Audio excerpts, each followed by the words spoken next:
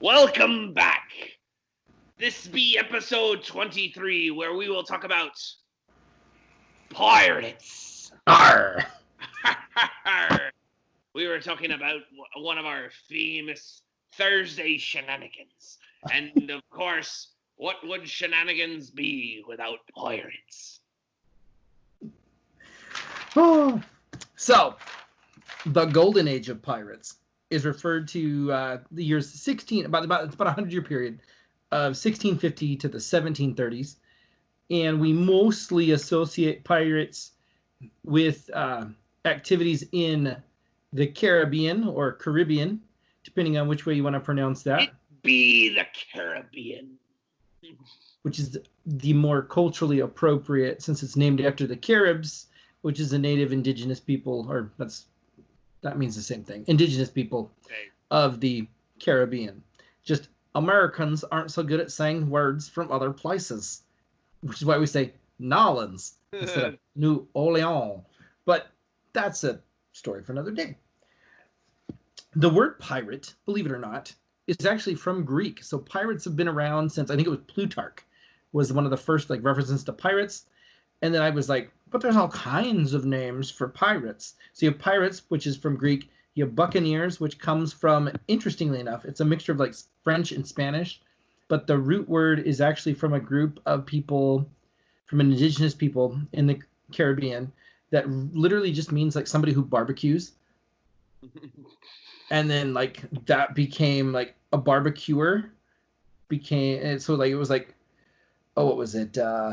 Bucan, and then buccaneer, and then it was that became buccaneer. But literally it's an amalgamation of the word that means somebody who barbecues meat. Fun facts, right? Yeah. And then there's corsairs. Corsairs is French, which comes from Latin, the word to run a course. And then corsair is normally only used when talking about Barbary Coast pirates, so pirates of North Africa.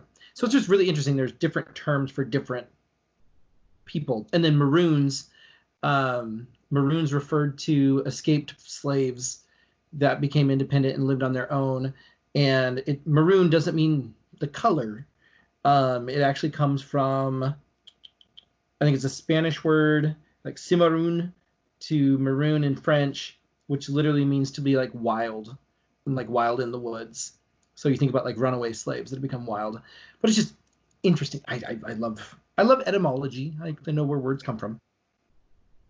When two letters really love each other, they make a word. But they're polyamorous, so whatever. Anyway, silly words. The first pirate that I would like to talk to is often referred to as the father of pirates. And that would be probably an odd choice for a lot of people. They probably recognize the name, but probably don't associate him with being a pirate. And that is Sir Francis Drake. Knighthood. Yeah, Sir Francis Drake. It means he was knighted. He's a big deal, fancy dude. Look at that collar. Yeah. Anyway, on Wikipedia, he is listed as a captain, a privateer, a slaveholder, a pirate, a naval officer, and an explorer. Wow. So, I mean, just a gamut. And I was listening to a lecture today by one Patricia O'Brien, who is a history professor from the Australian National University. Oh, wow. Who was working with the Library of Congress and giving a speech about pirates.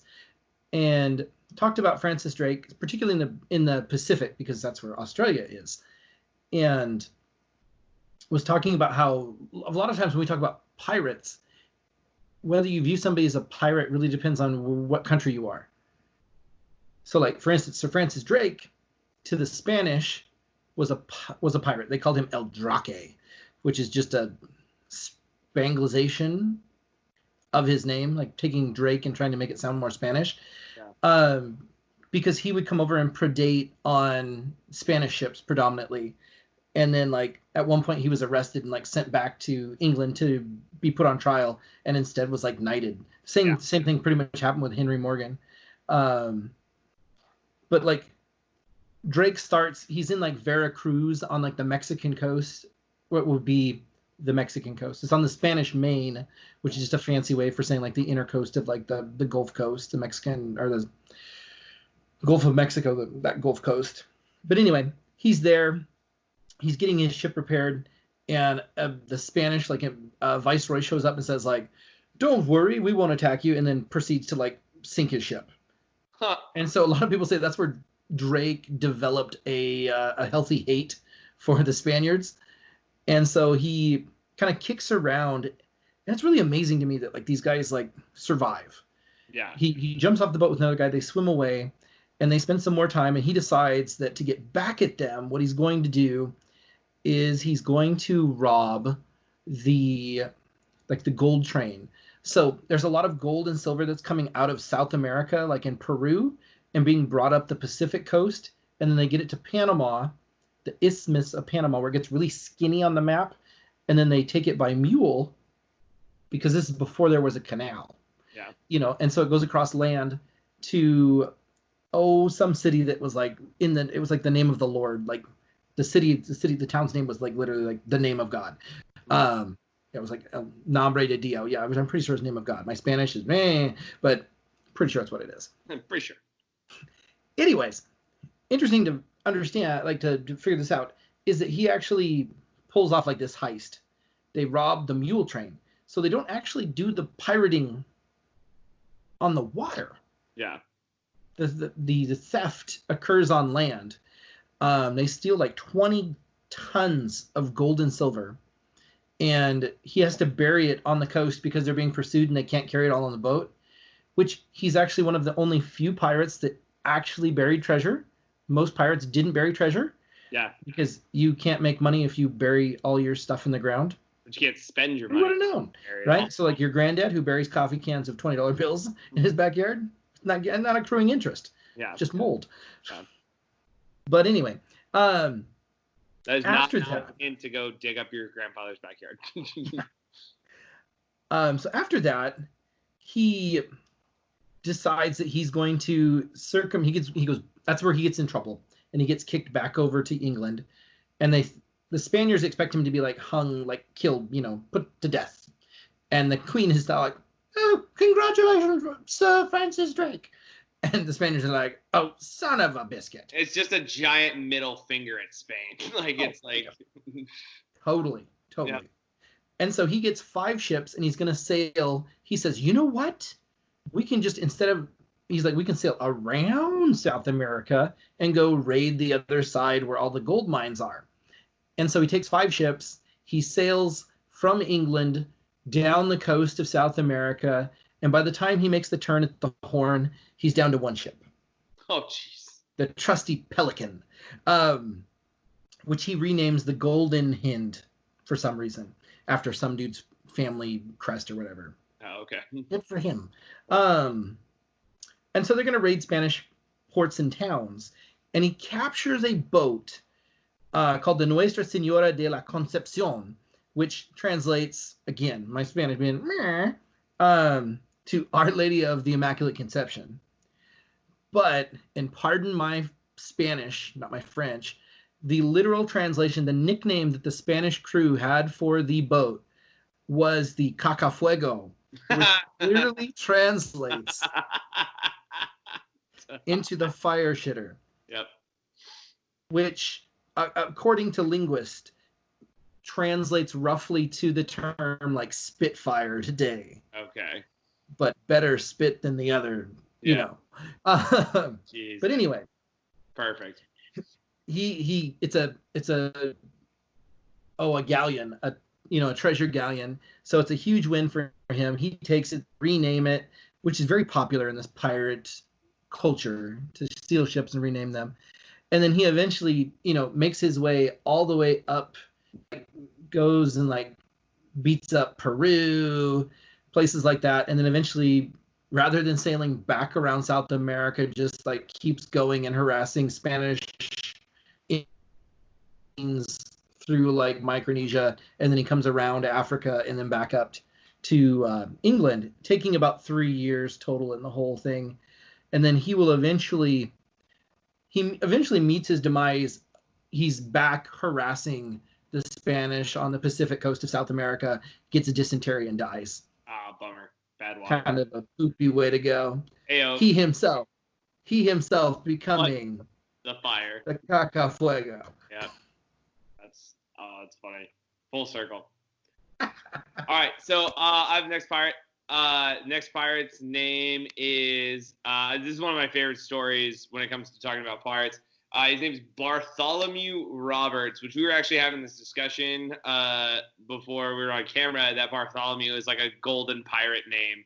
Like, it's a name that a lot of pirates take on. And so what's cool about his story is he is not a pirate from the start. He's born John Roberts in 1682, and he's from Wales. And so he's going around, and he gets a job basically on a slave ship as a second mate, and he's really good at navigating. And while his ship is anchored in 1719, he gets attacked by a pirate ship called the Royal Rover and the Royal James, which are led by Captain Howell Davis. So Davis, like Roberts, though, is a Welshman. So he's kind of like their buddy-buddy because they can speak Welsh to each other and keep things secret. But what's fascinating about this is Roberts has the ability of a navigator, and so Davis like starts consulting him, and he's like going through and telling him all this stuff. And again, Roberts is super reluctant to be a pirate. Like, he is not, like, he's like, I don't want to be here. Like, I don't want to do this. But one of the ships ends up getting damaged by worms, which kind of blew my mind. And so they head for the island of like Principe is what how I'm gonna pronounce it. And it is in the Gulf of Guinea on the west coast of Africa. And so they go there to kind of set up shop and ready, get their ships fixed and stuff like that. But they have this great idea that they're going to capture the governor. And so they basically like pull into harbor with a ship, like their ship flying the British man of war colors. And they come in, and Davis, the captain at the time, has this great idea. He's like, I'm going to invite the governor to have lunch on my ship, and then I'm going to hold him hostage, and I'm going to make a ton of money. Well, the Portuguese figure out that they're pirates, and so when Davis is going ashore to like meet the governor, he gets killed in an ambush. Well, so it's surprisingly how democratic this pirate ship was. They were actually divided into two groups on the crew. There were lords and there were commons. So, right, much like the British parliaments houses. And so Roberts has been captured for 6 weeks at this point, and he gets elected captain. He's like, okay, I guess I'm captain. And so he had said, like, he accepts the honor, and he had dipped his hands in the muddy water, and he must be a pirate. And so his first thing that he does is he turns around and goes right back to Principe and, like, attacks the city and the island, and he kills most of the male citizens, takes anything valuable, and then they head off. But this is what I found interesting, is he keeps the democracy of his crew. And so he says, okay, guys, are we going to the East Indies or are we going to Brazil? And the vote was to go to Brazil. And so they raid Brazil for like the better part of a year, from July to May of 1719 to 1720. And then they go, actually, the next spot they choose is Newfoundland and Nova Scotia area in Canada, and then back down to the Caribbean. And they, again, continue raiding, capturing ships, fairly successful, heads back to West Africa for a time. But he actually dies in battle. A British ship, he basically tricks them. So at this point, his ship, or he has 3 ships now. He has the Royal Fortune, the Ranger, and the Little Ranger. And they're off the coast of Cape Lopez, which again is Africa. So this captain, his name's Chaloner Ogle is what I'll say, and he's commander of His Majesty's ship, or Her Majesty's ship, the Swallow. And so basically the Swallow like turns and goes off course when it sees it. So they like don't see it as a ruse, and they attack the ship. Both ships are captured. And then dressed for the final battle, he's ready to go. And he's actually killed by grape shot, grape shot is basically like this canister that goes in the cannon that makes it a giant shotgun shell. And he got hit in the throat and died. So, yeah, didn't work out in the long run. But what he's famous for is actually kind of cool. Is he's noted as writing parts of the pirate code and the honor and everything like that. And so like some parts of the pirate code is every man has a vote in affairs of the moment, has equal title to fresh provisions or strong liquors at the time, anytime seized, and may use them at pleasure unless scarcity makes it necessary for the good of all to a vote to retrenchment. But then it's like no person to game at cards or dice money, to keep their piece, pistols, and cutlasses clean and fit for service. So it's just all these rules about being a pirate, and there's looks like there's 11 of them. So it's kind of a cool thing. So he's always like a really interesting story because here was this dude who didn't want to be a pirate, and he kind of gets forced into piracy, and then actually becomes like good at it, and then eventually it leads to his own demise. So.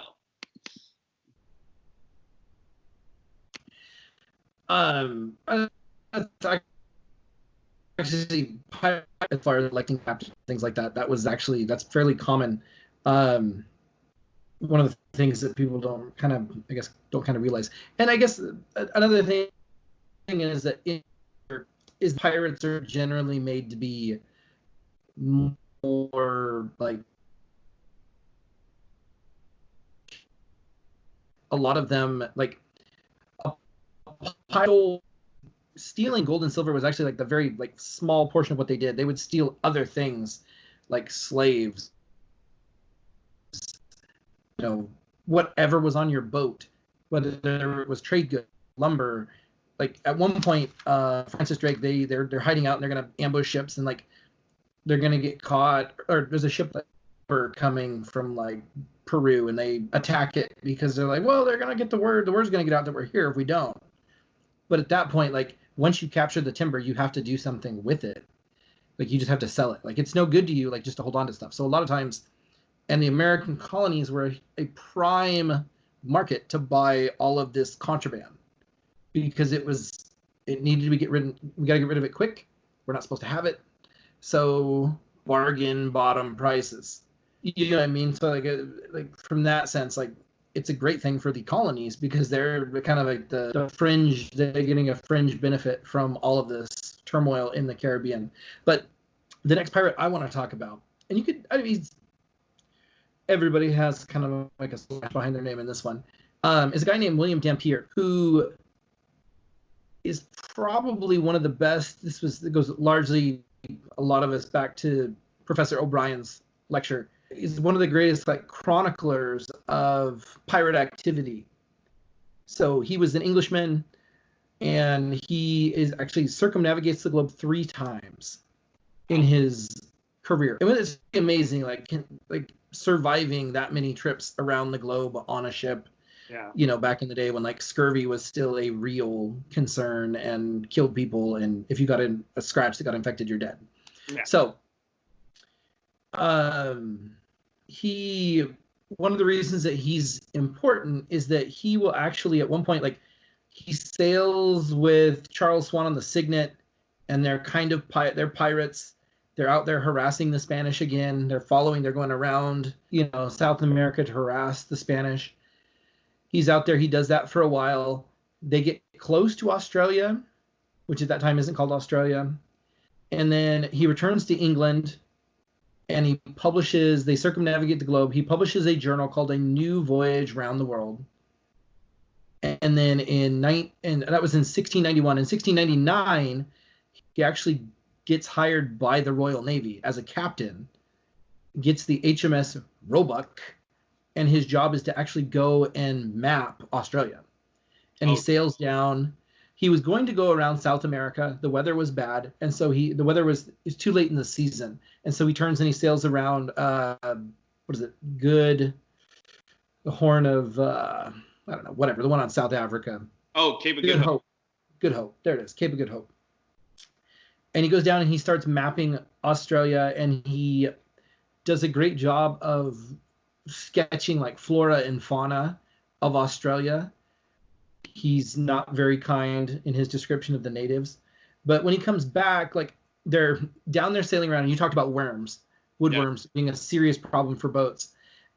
His ship actually will sink off of Ascension Island because of worms.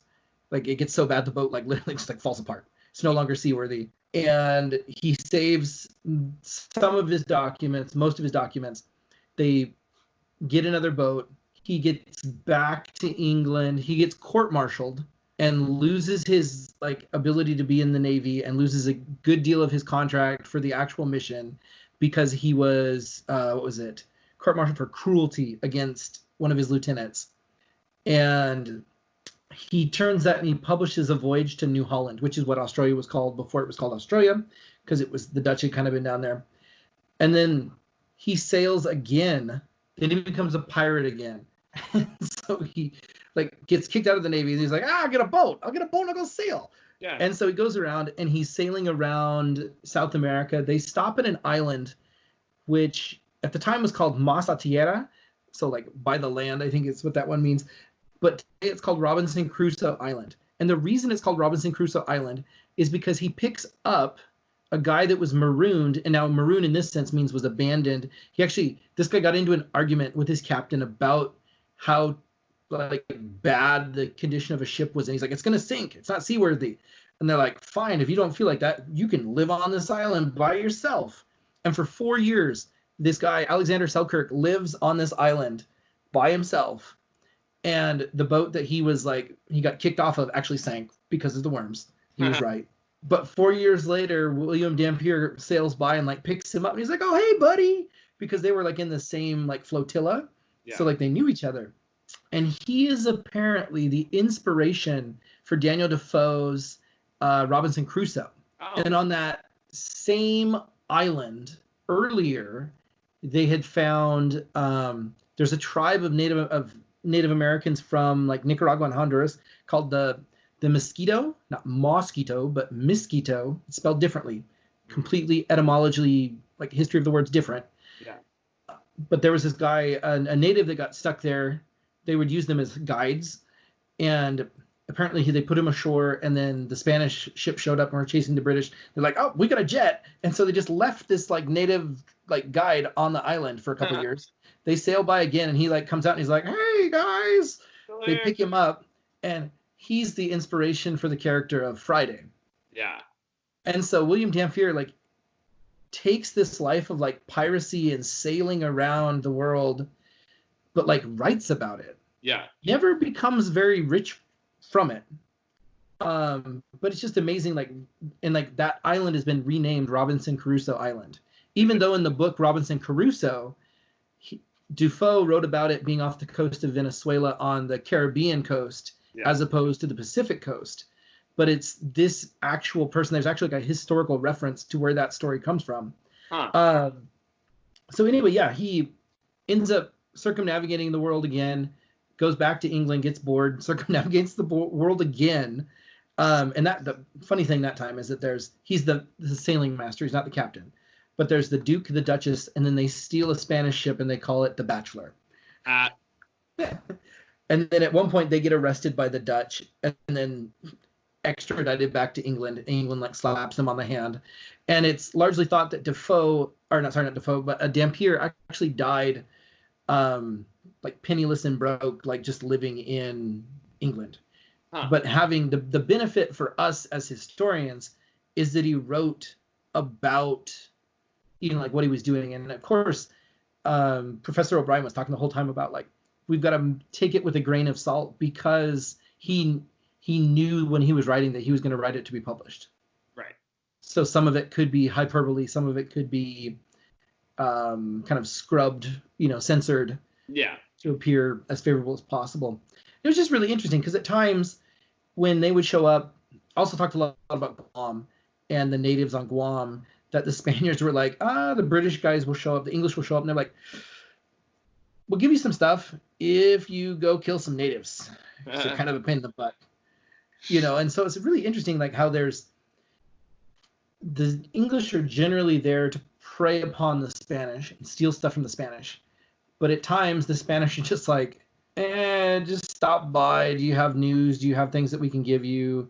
Yeah. So it's really just kind of like these relationships of convenience. Yeah. So very interesting.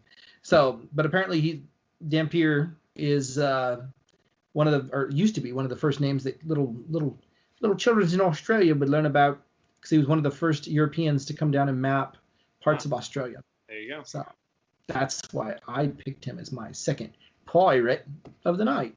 More you know. All right, last part of the night. We would be remiss if we did not include the history of female pirates. So I have chosen Anne Bonny. And so Anne Bonny is a really interesting character. She's born, the dates of her birth are kind of iffy, but we know it's around 1697. And then she's born in Ireland, around Cork, which is ironic because that's where I'm from too. Or not I'm from, but my family lineage is from. And then they moved to London. Like her father moves her family to London, and then they actually moved to the province of Carolina, which in layman's terms would be North or South Carolina. And so they moved to Charlestown. So again, that's going to be South Carolina, now renamed Charleston later on. And she actually marries a poor sailor and a pirate named James Bonny. So I guess I should say her maiden name, I apologize, is Brennan, I believe. And then she marries a guy named James Bonny, and her husband hopes to that with this marriage he can get his father-in-law's estate. But when you marry a pirate, your family usually isn't very happy about it, so they kick her out of the family. And so there's a rumor story, which I thought was kind of cool, but there's no proof of it, that she actually set fire to her father's plantation in retaliation, but there's not a lot of evidence that supports that. All that we know is between the 1714 and 1718, she and James move to Nassau on New Providence Island, which again, Nassau is the Bahamas, or modern day Bahamas, I should say. And that's actually a sanctuary for English pirates. And it's actually called the Republic of Pirates. Many of the inhabitants that actually live on that island get a king's pardon. They're just like, yeah, you're good. Or they just never have trouble with the law. It's right by the Strait of Florida, so a lot of one of the captains was like, this is a great place to be pirates. Yeah. And so there was it was said that her husband James Bonny became an informant because he was in the piracy business. So he informed the governor when pirates were nearby and would lead to arrests and things like that. And Anne was like, that's messed up, man. You shouldn't be doing that. And so then that's where in the Bahamas, she meets a man by the name of John Rackham, otherwise known as Calico Jack. And he became her lover. If you've ever seen that Will Ferrell skit. And so he actually, the Calico Jack actually offers her husband money to divorce her. He's like, hey, I'll pay you if you divorce her so I can marry her. So they escape the island together. So she leaves her husband behind and she joins his crew, and she disguises herself as a man. And there's actually two women on the ship. There's Mary Read as well. And they had hidden themselves as pirates. Well, the problem was they became pregnant, and that's really hard to hide, being a woman. So they basically land during this. They're doing some raiding and stuff like that. There's not a lot written about it, or we don't really necessarily know what was going on. But they land in Cuba. She gives birth to a son. She then rejoins Rackham, gives him the pirate life. She divorces her husband and marries him while at sea. And then they steal a ship called the William that was anchored in Nassau Harbor, and they go out to sea again. So Rackham and the two women recruit a new crew. Their crew spent years in Jamaica and the surrounding area. Bonny took part in combat alongside men, and Governor Rogers named her on the wanted pirates.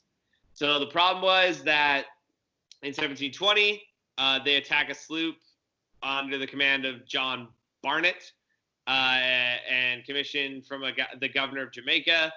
The problem is, they are attacked by a man that's the governor of Jamaica is hunting them down. They don't put up much resistance, and many of them are in pirate fashion too drunk to fight. So not a lot of whole lot. They're taken to Jamaica. They're convicted and sentenced to be hanged by the governor. Bonnie's last words are, had you fought like a... So Bonnie turned to her husband when they were about to be hung and goes, had you fought like a man, you would not have been hanged like a dog. Reed and Bonnie both plead with their bellies, is what the quote is. So they're asking for mercy because they're both pregnant. So the court says, yeah, we won't hang you until you give birth. Reed dies in prison, and they say that was most likely from a fever from childbirth. Anne stays in prison until she gives birth, and then she just vanishes from the records. We have no record of her release, her execution, her death.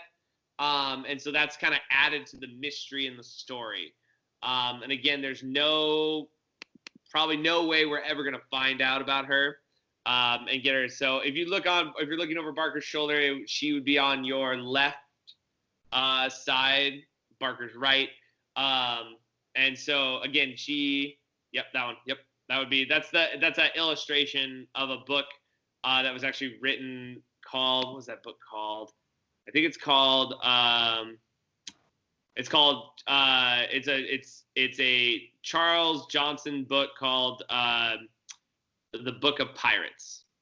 And so she's immortalized in that as well. So with a Y, I believe, instead of an I. Yes. And actually, I think if I remember correctly, there is a Netflix show about her. It's called Anne with an E, I think is what it's called. I have to double check that. But when I was doing research about her, I was like, oh my gosh, this is really freaking cool. And let's see if I can find it. Sure, Anne with E is like Anne of Avonlea, which is like some little nice girl who lives in Nova Scotia. Disregard that. That was an incorrect statement. It was just popped up when I searched. I didn't do much digging into it. But she dies at some point. We don't know necessarily where. We don't know how, but we just know she's captured and stuff like that. So that be our pirate lesson. Some quick bonus facts. Ooh, bonus facts. If it wasn't for the pirate Jean Lafitte, who's French, if you couldn't tell by the name, the name like Jean Lafitte would be French. He worked out of the John the Fit, Lafitte. Oh. If you're a bad French speaker. But anyway, you should thank this man because without him, Andrew Jackson wouldn't have won the Battle of New Orleans. So Lafitte, actually, the British were trying to get him to turn on the Americans. The Americans trying to get him to turn on the British. And he supplies cannons and gunners for the American army at the Battle of New Orleans and kind of turns the tide for us there. So. Wait, are you talking about the battle that didn't matter? Yeah, the battle didn't matter. The war was over, but we still won. Yeah. And then you got Blackbeard. Yeah. So Edward Teach is pretty famous. He's the most notorious pirate that has ever sailed. But he's got a really interesting story too. If you do some digging and stuff like that, he was actually pretty nice to some places. Like there were places that he actually lived. I know in North Carolina. I want to say it's North Carolina. He lived for like a long time, and like everybody knew who he was, and they were like, "It's cool. It's just Edward Teach. He's left us alone." Like, but he goes by the name of Blackbeard. When he dies, though, man, people are pumped. They cut his head off and they hang it from the front of the ship. He used to take what they call slow fuses or like hemp rope. Yeah, hemp and would rope. Plug it in his hair, light it into battle with like 3 pistols on his breast, like ready to be like pulled out. He actually retires. He gets a pardon and like retires to North Carolina, and then eventually like doesn't stay retired, starts marauding again. He takes his ship, the Queen Anne's Revenge. I swear there's a Dropkicks Murphy song about this. Yeah, actually, it's a French ship. He steals it, renames it Queen Anne after Queen Anne, who he was a Jacobite. So if you think about it, he was in favor of that family ruling England, And so they, after Queen Anne left, a different family took over, and so he was bitter about that. Yeah. But he hires, breaks retirement, and then essentially the other colonies like around there, I think it's Pennsylvania, issues essentially like a warrant to like have him captured, and he almost like they almost, he's at some place with a great Okeechobee Island, I believe, is the pronunciation.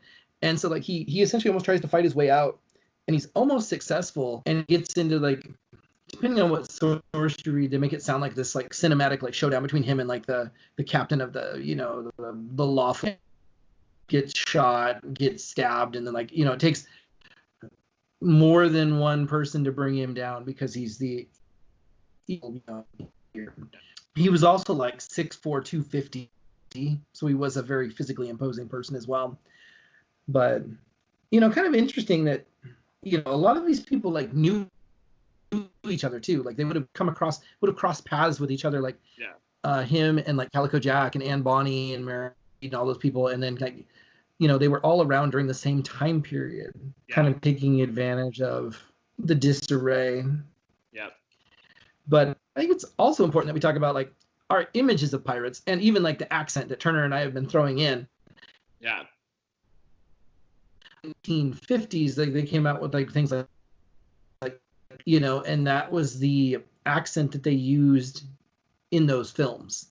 You know, just like if some were to, we were all wiped out, coronavirus does its, or, you know, COVID does its job, and somebody shows up and finds all these DVDs and they watch like 300, they would think that ancient Greeks had British accents. Yeah, seriously. You know what I mean? And then like everybody in history spoke English because you watch all the movies and it's like everybody speaks English. You watch a movie about like, you know, Boy in Striped Pajamas, it's like everybody speaks English. Yeah. People get mad when you watch a movie about like, you know, you'll watch like Pan's Labyrinth, which takes place in Spain during the Spanish Revolution and Spanish Civil War, and everybody speaks Spanish, and people in America are like, why are they all speaking Spanish? Or in Spain, people in Spain speak Spanish. Yeah. But I would kind of grind my gears, getting a little fired up. Yeah. But I think Johnny Depp as Captain Jack Sparrow is kind of the new kind of like oversimplification of pirate for us. And many pirates did wear eye patches because they were missing eyes. It was so that they would keep night vision in one eye and day vision in the other. So when they would, like, during a battle, if you're fighting above and like somebody's gonna fire a broadside and rake your deck, like you're gonna run down below deck and you know, flip your eye patch so that way this one can see in the dark, or else you're gonna like smack your head on a board, like on the, you know, boat, and like be knocked out for the battle. So some of that stuff is kind of interesting to learn about. Like in the earrings, some people say it was to help combat seasickness. Others said the reason they had like the gold bangles was that part of kind of like the unspoken pirate code was that if you died or your body was washed, like fell overboard, is that when the corpse, they would take the gold earrings and use that to help pay for your. Sometimes the pirates would actually have like inscribed on them like where they were from and like who to contact to like bury their body. Yeah. As much as we try and make it sound like pirates were like this cutthroat, nasty group of people that always double, triple crossed each other, they actually were fairly democratic. Yeah. Good businessmen and women, turned a profit, you know, and at times it benefited countries. Like there's also, we didn't really mention this, but privateers, where countries would actually, like Francis Drake and a lot of these guys, and the reason that a lot of the pirates got pardons was that England kind of sanctioned them to pirate and prey upon ships of Spain and France. You know, like if it hurts Spain and France, it helps England. So, you know, it's one of those kind of like one man's rebel is another man, or one man's, you know, terrorist is another man's freedom fighter. It's that same kind of mentality about perspective. So nice. Pirates are super fun to talk about. They are, and they're just a fascinating, and there's like that mystery, and of course they've made all the Pirates of the Caribbean movies and things like that, so that just makes it like so much cooler. And this is actually from Disneyland. It's a Pirates of the Caribbean hat with said tag. Oh, my thing, take it out. Maybe I'll take off my background. You guys can see my Pirates of the Caribbean. It was funny because when I was on my trips and stuff like that, my bus driver was like a grizzled bus driver kind of deal. You can see my Pirates of the Caribbean tag. Hashtag Disney. And so he called himself Mr. Gibbs because he had like the stubbly beard and he was like a little rounder dude. And he's like, I'm Mr. Gibbs, and of course I have my long hippie hair and stuff like that. He's like, you're captain because you're in charge of the bus, and I was like, all right, I got this. And so then of course I go to Disneyland, right? I got to buy this hat because then that way I can wear it on the bus. The best part about this hat, this is my favorite part of this hat story. Barker, I don't know if I told you this, but as a part of that trip, we were in LA and we had to board a cruise ship, and I wore this while boarding the cruise ship going through security. And they found it humorous. So the crew found it pretty funny as well. So that's our story on pirates. Next week, we're going to do part 2 of our slavery unit. And we will haven't really decided on our shenanigans yet for next week. So just be paying attention for those. Anything else, Mark? For all you those Quincy Middle School people out there, if you ever get a chance, speaking of pirates, ask Mr. Averill his joke about the pirate captain with the red shirt. Oh, I love that joke. That's one of my favorites. Yep. So we'll see how many people watching get a hold of him. That'd be fun. Yeah, send Mr. Averill a remind message. So, anyway, if that's it, this has been Turnbark Time. I'm the Turn. I'm the Bark. And we're going to be here a long time. Have a good night, everybody. Be safe. And be well.